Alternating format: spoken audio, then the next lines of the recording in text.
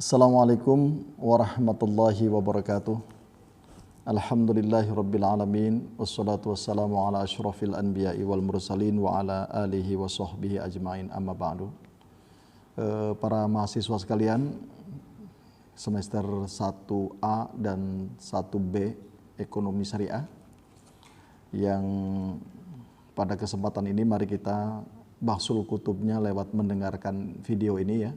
Jadi silahkan kalian belajar, catat, buka ya. Sebagaimana yang kita sudah sampaikan pada pertemuan pertama bahwa di sana RPKPS kita yang sudah saya sampaikan itu sudah disampaikan bahwa pertemuan kedua kita akan membahas surat Al-Asr.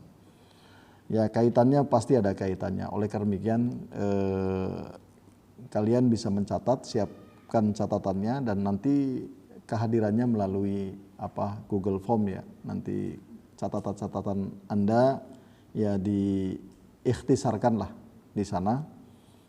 Kemudian bisa dikirimkan melalui Google Form itu.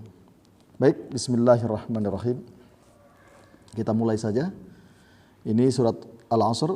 A'udzubillahi minasyaitonirrajim. Bismillahirrahmanirrahim. Wal 'asr.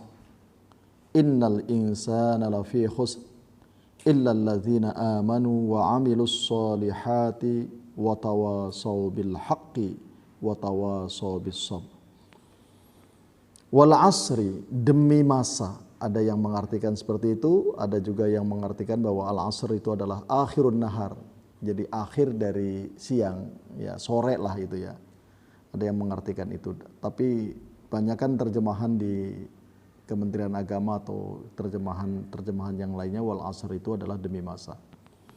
Innal insana lafi khusrin, bahwa sesungguhnya manusia itu ada di dalam kerugian. Illal ladzina amanu, kecuali orang-orang yang beriman, wa amilus solihat, dan orang-orang yang beramal as-solihat, amal soleh, wa tawasaw, dan mereka saling mewasiati bil haqqi, dengan kebenaran, wa tawasaw, dan mereka saling wasiat bis sabri, dengan kesabaran. Baik, ini penjelasannya. Kita mulai ke tafsir. Wal 'asri, kenapa Allah, kepada mahasiswa sekalian, bersumpah dengan waktu asar? Ini ada latar belakangnya tentunya. Jadi biasanya tradisi Arab jahiliyah itu ketika waktu asar itu mereka tentu ada yang banyak yang pulang dari dagang mereka, kasab mereka lah intinya, perekonomian mereka, ataupun ada yang bertani, ada yang berdagang di pasar, ada yang ya pokoknya seluruh muamalah itu mereka selesaikan, dan biasanya waktu asar itu mereka banyak yang berkumpul. Mereka itu biasanya memanfaatkan waktu asar untuk nongkrong, duduk-duduk bersama klan-klannya, bersama dengan sahabat-sahabatnya. Dan pada saat yang seperti itulah kemudian mereka ada yang saling memuji, dan mereka juga ada yang saling menghina. Dan kebanyakan waktu asar itu digunakan untuk saling menghina pada pertemuan-pertemuan itu. Kamu itu misalkan ya, anaknya seorang penggembala, pantasnya jadi penggembala lagi. Kamu nggak pantas untuk jadi apa, itu udah terbiasa. Lihat di dalam film yang Umar bin Khattab itu ya, pada bulan puasa kemarin ditayangkan itu. Itu kan begitu tradisinya. Kalau bertemu kadang-kala saling menghina itu. Wah, kalau kepada pembesar-pembesar saling memuji dan lain sebagainya, itu tradisi. Oleh karena demikian, ini membangun asumsi di kalangan masyarakat jahiliyah pada saat itu adalah membangun asumsi bahwa waktu asar itu adalah waktu yang hina, waktu yang racun bagi mereka, karena paling dibully, paling disakiti oleh orang lain, oleh para tokoh-tokoh Quraisy pada saat itu. Ya, akhirnya membangun asumsi yang kemudian menjadi tradisi bahwa mereka menyebutnya waktu asar itu sebagai waktu yang naas, waktu yang hina, waktu yang dicemooh. atau waktu yang menyakitkan lah, beracun itu ya. Di sini dikatakan seperti itu. Waktu nahsin dahrusuin, jadi masa-masa yang jelek. Nah, kemudian ini oleh Allah Subhanahu wa taala dijawab bahwa waktu itu seluruhnya tidak ada yang lebih baik dan waktu itu tidak ada yang lebih jelek, semuanya sama. Semuanya sama. Maka diangkatlah waktu asar yang di dalam asumsi masyarakat jahiliyah yang seperti itu, diangkatlah waktu asar itu dengan sumpahnya di dalam surat Wal Asri. Ya. Nah, itu diangkat. Itu sebagai jawaban bahwa tidak ada waktu yang zam. Kok Allah sendiri mengatakan dengan menjadikan waktu asar itu sebagai sumpah. Nah, itu ada sebagian yang seperti itu menafsirkannya ya. Kemudian selanjutnya mari kita buka tafsirnya dan silahkan nanti catat ya. Di dalam tanbihat itu kan sudah ada ya, sudah difotokopi. Silahkan kalian buka fotokopiannya. Kalau yang nggak mau fotokopi ya saya sudah nyuruh lewat Kosma, baik itu Kosma di 1A ataupun Kosma di 1B, Ekos itu ya, saya sudah nyuruh. Ya. Lanjutkan, di sana ada tanbihat. Ini tanbihat itu adalah pengingat ya, beberapa pengingat untuk kita. Yang pertama berkaitan dengan surat Al-Asr ini. Jadi kita masuk intinya saja ya. Menurut tafsir Al-Qasimi yang dikatakan sebagai Mahasinut Ta'wil, ini kitabnya dan kamu dapat fotokopiannya. Ini kitab aslinya, Mahasinut Ta'wil.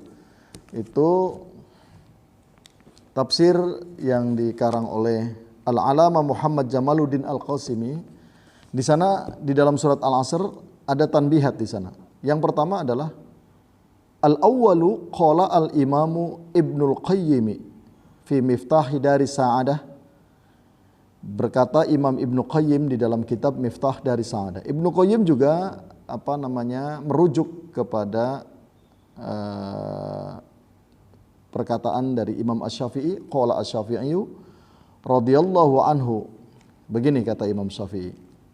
Lau fakkarun nasu kulluhum fi hadhihi surati, kalaulah manusia itu berfikir seluruhnya fi hadhihi surati, berkait dengan surat ini Al-Asr, lakafatshum, maka cukuplah, sungguh cukup bagi mereka, bagi manusia itu untuk bisa memahami, mendorong, memotivasi harus bagaimana mengarungi kehidupan ini, mengarungi kehidupan terutama yang berkaitan dengan bagaimana kewajiban kita kepada Allah, kemudian dalam menjalankan agama kita, ajaran-ajaran agama kita. Maka cukup. Dorongan surat Al-Asr ini adalah cukup bagi manusia ini.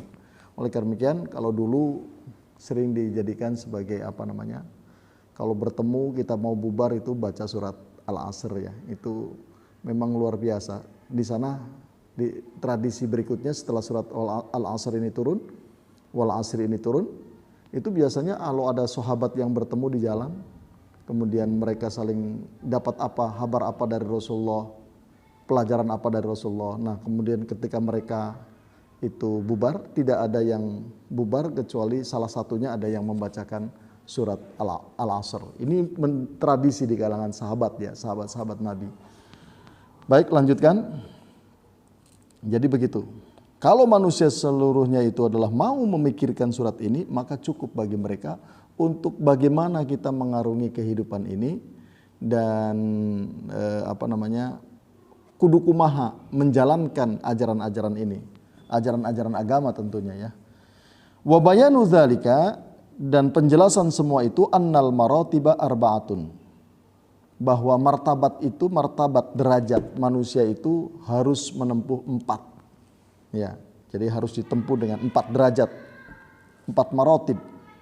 Wa bistikmaliha yahsulu lisyakhsi ghayata kamalihi, dan dengan menyempurnakan 4 itu maka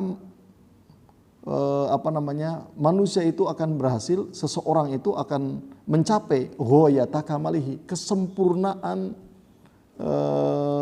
ujung kesempurnaannya, puncak kesempurnaan sebagai seorang manusia di hadapan Allah Subhanahu wa taala. Yang pertama, 4 martabat itu satu ihdaha, salah satu yang pertama adalah dari 4 itu ma'rifatul haq.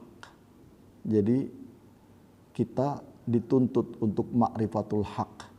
Ma'rifatul haq itu mengetahui kebenaran, mengetahui meyakini kebenaran bahwa kita punya Tuhan. Tuhannya yang kira-kira kita ketahui konsep Tuhannya yang benar, itu ma'rifatul haq. Ya, bisa jadi di sini adalah ma'rifatullah. Yang pertama harus ma'rifat kepada Allah dulu. Jadi kita tahu dulu bahwa Allah ini punya malaikat, punya rasul dan lain sebagainya. Artinya ma'rifatul haq itu benar-benar kita mengetahui apa yang benar dan yang seharusnya. Kemudian asaniyatu amaluhu bih. Yang kedua adalah mengamalkan hak itu, apa yang kita ketahui itu. Nah itu ya, apa yang kita ketahui itu harus kita amalkan. Martabat yang kedua itu. Jadi amaluhu bihi, menjalankan al-haq, amaluhu mengamalkannya manusia bihi dengan al-haq itu. Ya.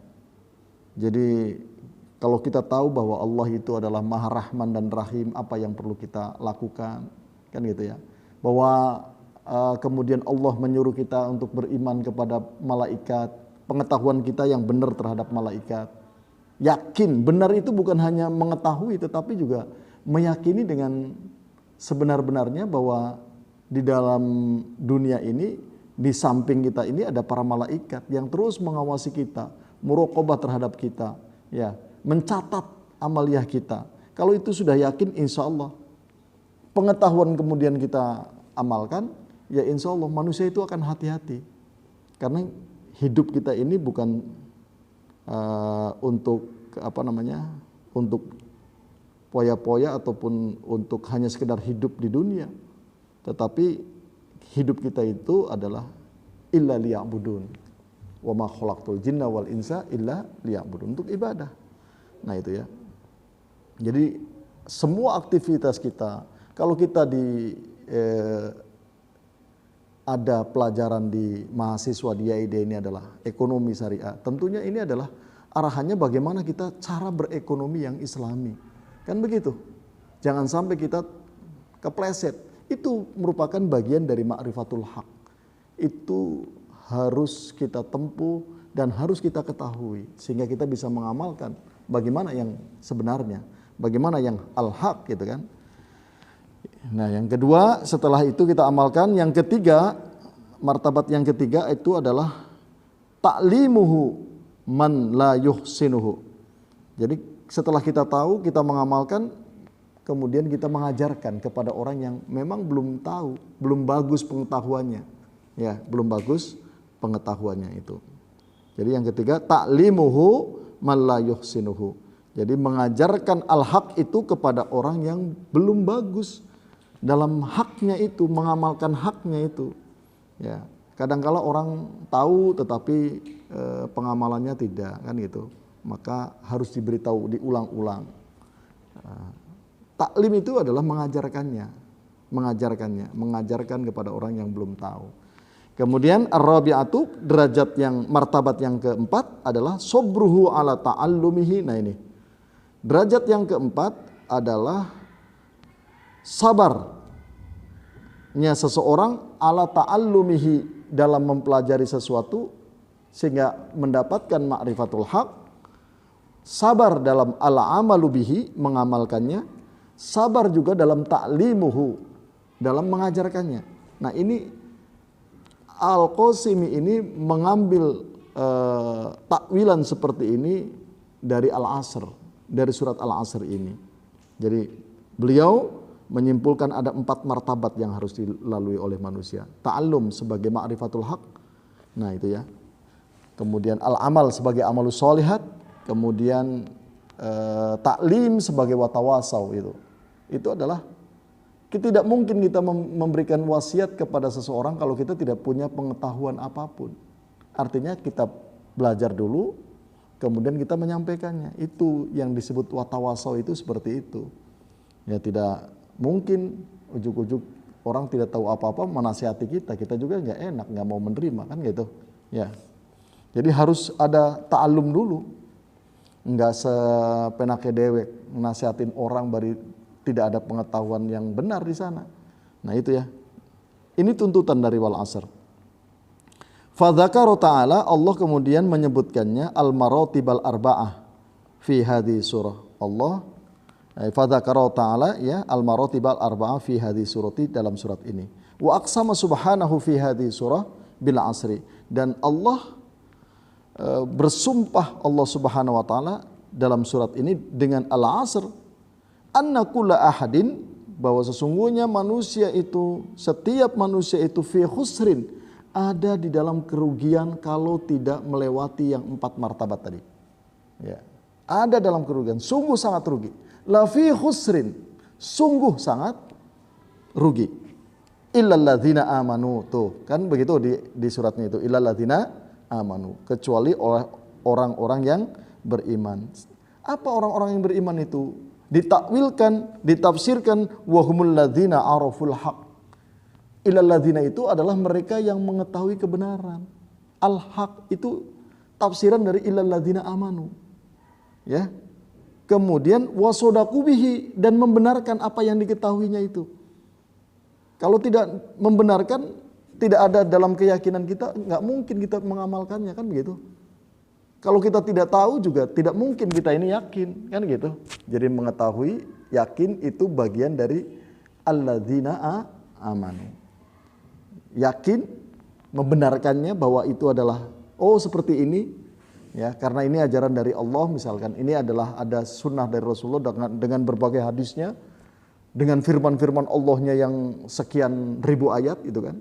Oh begini, kalau sudah yakin berarti itu adalah ma'rifatu arafu al-haqqa, mengetahui kebenaran, wasodaqu bihi, dan membenarkan apa yang disampaikan oleh Allah dan apa yang disampaikan oleh Rasulnya. Itu bagian dari al-illal ladzina amanu.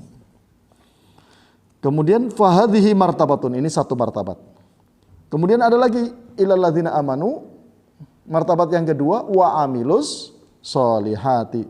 Apa di sini tafsirannya? Wahumul ladzina amalu biha, mereka adalah yang melakukan ataupun ya yang mengamalkan apa yang dia ketahui. Bima alimuhu minal haqqi. Nah itu, mereka mengamalkan apa yang mereka yang mereka pelajarinya, yang mereka ketahuinya, minal haqqi, dari kebenaran itu. Fahadhihi ukhra, ini adalah martabat yang lain. Jadi itu, jadi hebat ya. Illal ladzina amanu wa amilus solihat itu kita bagaimana belajar, kemudian kita bagaimana meyakini apa yang kita ketahui itu illal ladzina amanu. Kemudian habis itu wa amilus solihat, apa yang kita ketahui kita amalkan. Apa yang kita ketahui kita yakini, kita benarkan maksudnya, dan kemudian kita amalkan. Terus watawasau bil haqqi, kata-kata watawasau itu wasobihi ba'duhum ba'da, maka seseorang manusia itu harus memberikan wasiat, bukan maksiat, wasiat bihi dengan al-haq itu ba'duhum ba'da, ya, sesama mereka, ba'duhum ba'da, sebagian mereka terhadap sebagian yang lain. Dengan apa? Takliman, mengajarkan. Wa irsadan, dan memberitahu. Itu makna dari watawasau itu. Wahadhi martabatun salisatun, dan ini adalah martabat yang ketiga. Memberitahu. Kalau sudah tahu, memberitahu. Nah itulah tradisi para sahabat dulu, itu adalah mereka saling memberitahu. Memberitahu itu kalau dari mana Anda? Saya baru pulang dari rumah Rasulullah SAW. Ada kabar apa? Ada ayat apa yang turun hari ini? Nah itu ya. Biasanya para sahabat menanyakan seperti itu. Qala Rasulullah sallallahu alaihi wasallam bla bla bla bla, kan gitu. Nah ini saling bertanya mereka. Kalau yang tahu memberitahu kepada, kalau yang lebih dulu tahu memberitahu kepada orang yang belum tahu. Itu namanya taklim, itu namanya watawasau bil haqqi itu. Kalau ini semua sudah dilakukan 1, 2, 3 oleh manusia dengan takliman wa irsyadan, ya, wa tawasau bis sabri, kemudian dilandasi dengan tawasau, saling berwasiat juga, ya, saling mengingatkan satu sama lainnya, bis sabri dengan kesabaran. Sabar atas apa? Sabar atas ta'allum. Apa itu ta'allum? Belajar, ya. Sabar, sobaru alal haqqi, mereka harus sabar dengan kebaikan. Wa wasso ba'duhum ba'dhan bisobri, dan saling mewasiati dengan kesabaran alaihi padanya, wathabat, dan keteguhan. Keteguhan untuk bisa mengetahui sesuatu dan membenarkan sesuatu, keteguhan untuk mengamalkan sesuatu, keteguhan untuk apa yang ketiga tadi, memberikan wasiat satu sama lainnya. Nah ini, terus selanjutnya ini saya bacakan lagi. Wahadha nihayatul kamal, ini puncak kesempurnaan manusia. Kalau manusia pengen beres, masyarakat manusia pengen beres, ya seperti itu, lakukan. Fa innal kamala, bahwa sesungguhnya apa? Kesempurnaan itu ayyakuna syakhsu kamilan fi nafsi. Kalau mau sempurna, menjadi apa, kita mencapai puncak apa namanya, puncak kesempurnaan itu, maka seseorang harus kamilan fi nafsi, menyempurnakan dirinya lewat ta'allum, lewat al-amalu bihi, kan gitu. Tetapi juga mukmilan li ghairihi, dia juga harus menyempurnakan terhadap yang lainnya. Jadi nggak bisa hanya soleh li nafsi, hanya soleh itu hanya baik untuk dirinya, soleh untuk dirinya, tetapi dia tidak mampu mensolehkan orang lain. Ini nggak bisa. Tuntutan wal asri, kalau solehkan kamu dulu, setelah kamu soleh, solehkan orang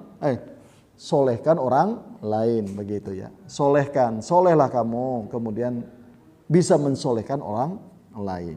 Jadi kamilan fi nafsihi, mukmilan li ghairihi, dan menyempurnakan orang lain. Ini yang harus ditempuh dalam komunitas manusia. Jadi kita harus tahu bagaimana konsep bisnis di dalam Islam, ekonomi dalam Islam. Kalau sudah tahu, kita mengamalkannya sedikit demi sedikit. Kalau sudah mengamalkannya, kita harus menyampaikannya kepada orang lain. Itu watawasau. Ketiga itu harus dilandasi dengan kesabaran. Sabar dalam ta'allum, sabar di dalam amal, dan sabar menyampaikan kepada orang lain. Tidak mungkin kita bisa menyampaikan kepada orang lain, tidak mungkin kita mewasiatkan kepada orang lain kalau kita tidak ada pengetahuan.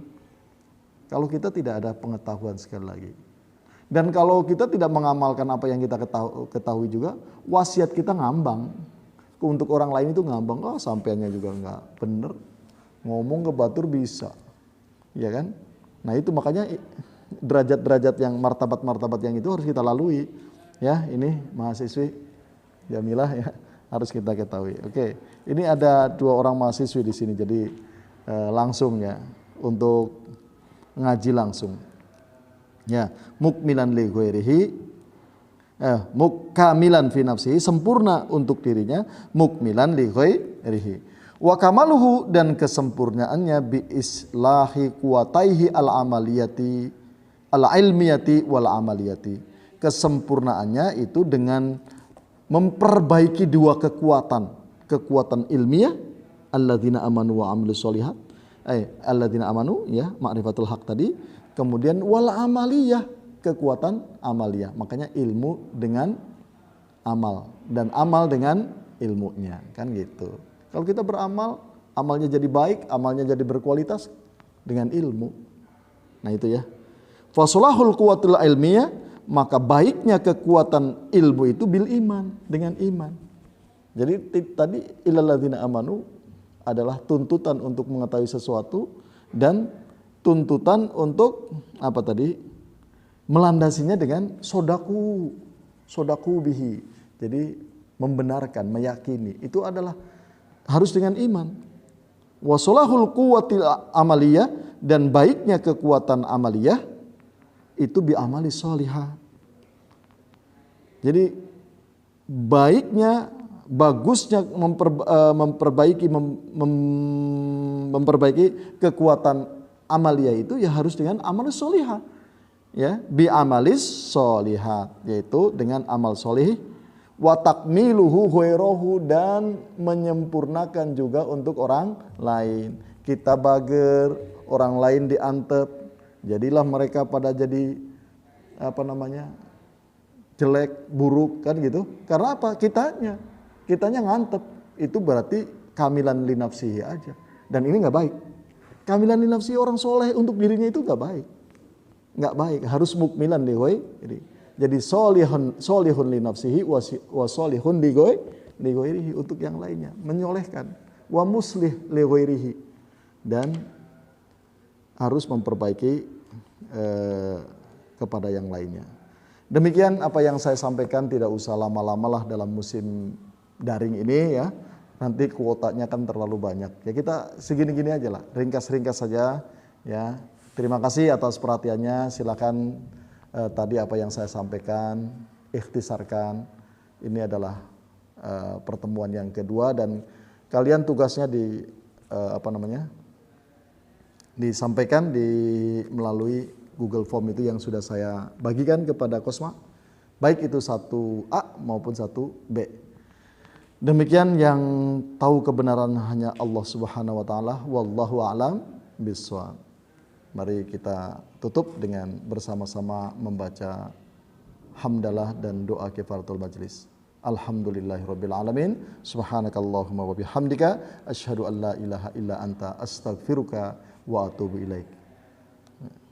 Ya, nanti kita akan mungkin begini lagi, tapi mungkin juga melalui suara unggul. Yang paling penting adalah mencatatlah. Jadi saya menerima masukan-masukan dari mahasiswa-mahasiswa semuanya. Jadi agak keberatan mungkin. Dia udah melihat Arab-Araban aja udah pujang tuh. Nah, ya pada protes chapter itu. Ya nggak apa-apa sih. Nggak usah nggak usah riweuh. Nanti kita bimbing seperti ini. Yang paling penting apa untuk kehidupan kita, muamalah kita, bisnis kita, ekonomi kita yang baik dan berkonsep berdasarkan basisnya adalah Al-Quran dan Al-Hadis. Demikian. Assalamualaikum warahmatullahi wabarakatuh.